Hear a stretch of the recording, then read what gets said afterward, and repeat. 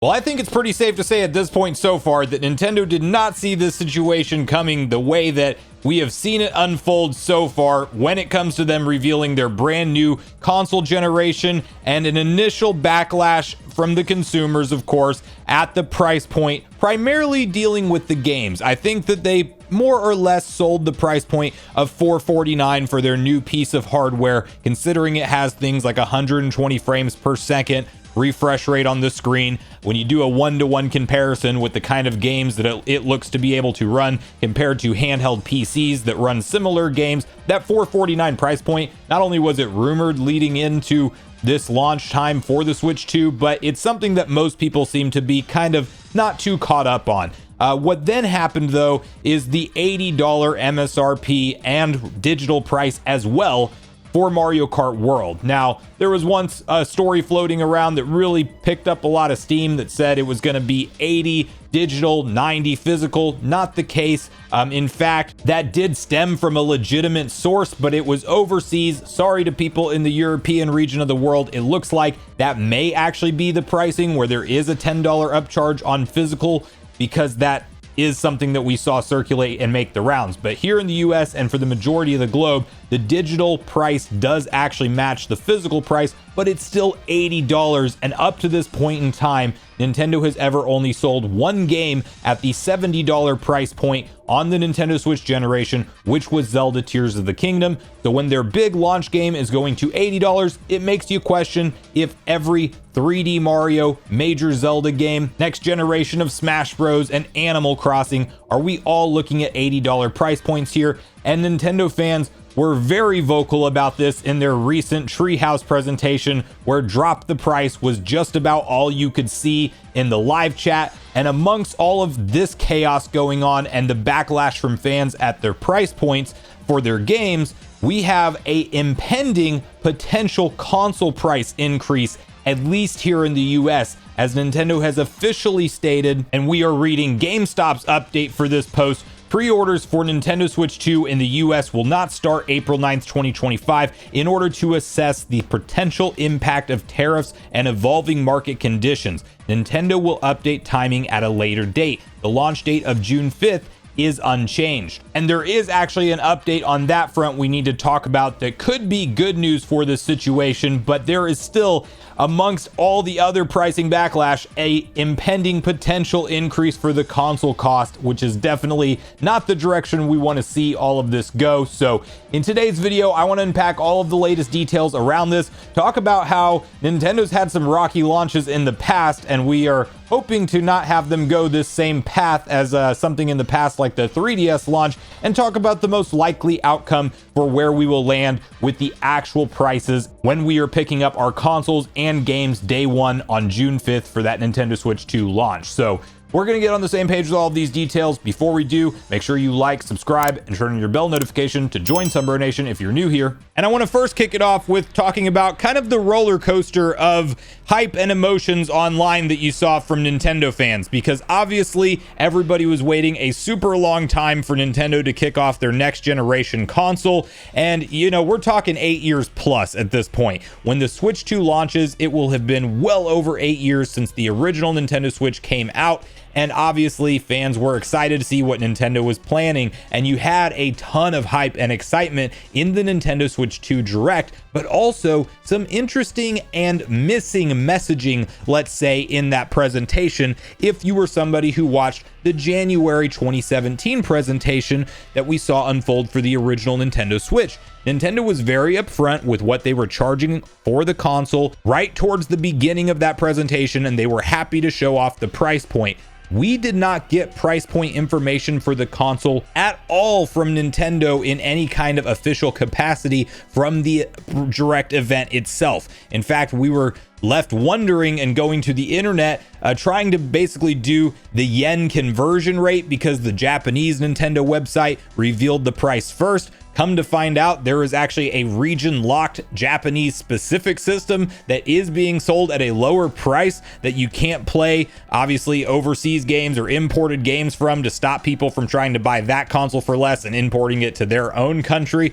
So that's a thing. Then they have a regular international edition that is region-free for more over in Japan. But then it comes out from retailers and other verified sources that $449 is the console price for just the base system. And if you want to have the Mario Kart World Bundle Edition, which was rumored and also leaked ahead of time, both the price points ended up being accurate. Shout out to Special Nick. He was the one, I believe, put that out there before anybody else. But $499 for that edition of the console. Then there was some interesting stuff taking place on Nintendo's website that I noticed whenever I was registered for my interest to pre-order a system. And if you haven't done this step already, it's worth doing. But on the My Nintendo Store website for the Switch 2, which I'll have this linked in my description down below, if you live in the US or Canada, you can go register your interest to pre-order this console straight from Nintendo. And they are doing a very cool scalper prevention method where you essentially have to have a 12-month paid membership for NSO, and you have to have 50 hours of gameplay logged on your account in order for you to register your interest, to try to stop people from creating brand new accounts. And this is actually something you can't do now. You would have had to have already had this done as of April 2nd. But on that website, when you register your interest, the first batch of invitations will go out starting May 8th, 2025, according to Nintendo. And that was a very interesting date to me because all of the retailers were communicating April 9th as the date the pre-orders would go live. And lo and behold, the headlines hit yesterday when we saw the updates due to the ongoing, very chaotic tariff situation, where Nintendo was in a better position to deal with this than a lot of other tech manufacturers because they had purposely diversified their manufacturing into multiple countries in anticipation of a situation like this unfolding.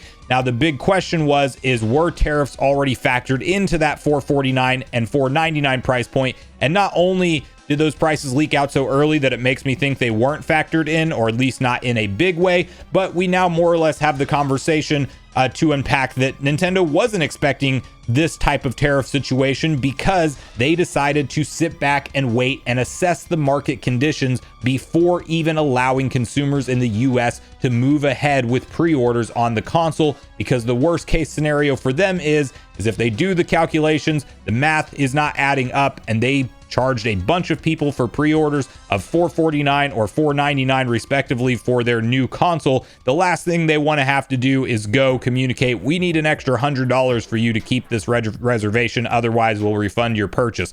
That would be a mess on an entire another scale. And unfortunately, due to the reciprocal tariffs to Vietnam, which is the biggest US supplier, and funnily enough, Nintendo shifted a lot of their resources over to Vietnam and even Cambodia to try to get around the China tariffs. Now these new proposed tariffs would actually be a larger percentage out of Vietnam and Cambodia than it would doing it from China, if I'm not mistaken.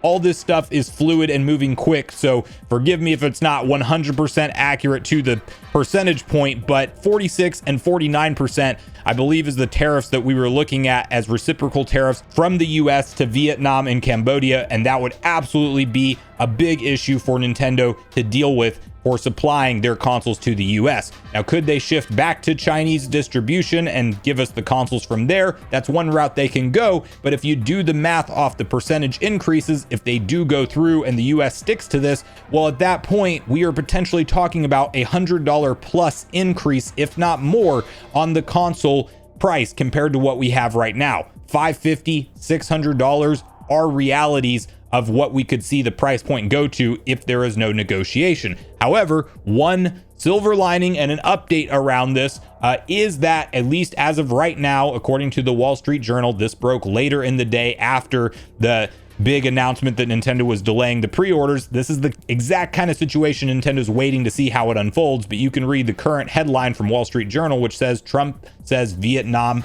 wants to cut its tariffs to zero. President Trump said he had a call with the Vietnam leader to Lam and said that the latter wants to cut Vietnam's tariffs down to 0 if they are able to make an agreement with the US. And one thing about this tariff situation is it literally changes daily, so it's very hard to tell where it's going to go from here, but them sitting down at the negotiation table is actually a good news update around this situation, providing that Vietnam and the US can come to some kind of new trade agreement that does not have some wild percentage attached to it when it comes to tariffs. And a lot of these tariffs are being used as negotiation tactics. Also, we just don't know what the actual short-term and long-term implications of these negotiations taking place will amount to for the end consumer, because Nintendo, if they are losing a significant margin on every console they're sending to us through the rest of the year, which there are reports that we already have hundreds of thousands of consoles in the US, that's going to supply maybe a little bit of wave 1, but they're going to have to continue to supply the Switch 2 over here.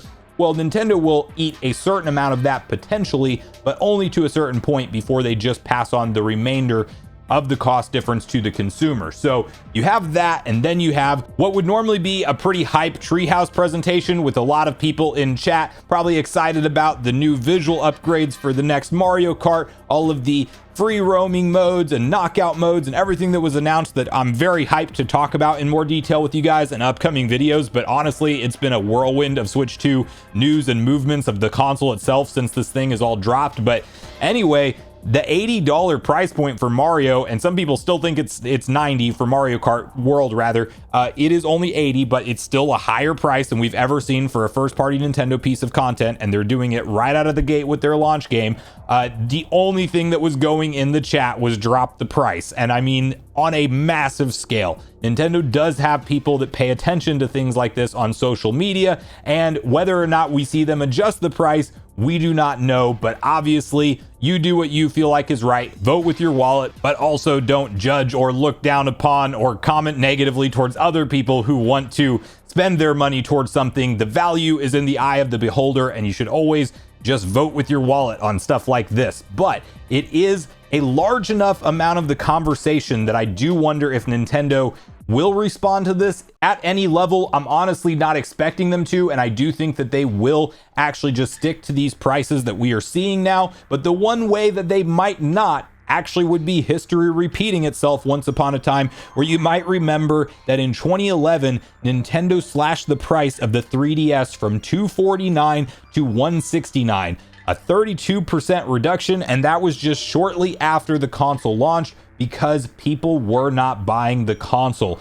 During the first fiscal quarter of the launch of the 3DS, Nintendo had only sold 710,000 units worldwide, and that was a steep drop off from what they were seeing with the DS. So they went into panic mode and they slashed the price of the console to get people to start buying it, and people who paid the higher price got some like bonus Game Boy Advance Virtual Console games thrown in to kind of sweeten the deal for people who paid that higher price. So are we looking at that situation potentially unfolding for Switch 2? I personally don't believe so, as I think that Nintendo's market share is so firmly rooted at this point, with a lot of people who are ready to upgrade to Switch 2 early on enough that it probably won't happen. But there is the slightest chance that if sales are significantly under what Nintendo is expecting and the adoption rate of Switch 2 is way lower than they anticipated, that we actually see some movement on the price of games and or hardware.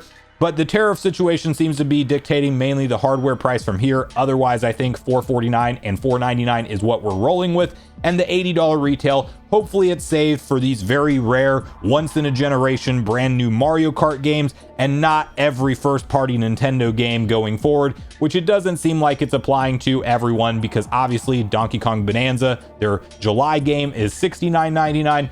But it is worth noting Nintendo sometimes prices certain games that aren't as popular of a franchise, let's say, slightly less than their regular standard price games. And we are seeing a lot of the $80 price point float around for Nintendo Switch 2 enhanced games like Tears of the Kingdom for its complete in-box edition, or Kirby and the Forgotten Land for its additional content and upgrade pack. So yes, there are a lot of reasons to be concerned with the price point, but this is where I want to hear from you guys. Do you think Nintendo's going to be able to navigate these very rocky waters right now and still pull off a generally positive and overall win of a console launch? Or do you think they will have to respond and potentially shift course from what they were initially planning on doing with Nintendo Switch 2? So Make sure you share all your thoughts and feelings in the comments down below before you leave, regardless if we agree or disagree. Also, make sure you like, subscribe, turn your notification bell. And with that, I've been Sunbro, you've been Nation. Thanks so much for watching, and I'll see you guys in the next video.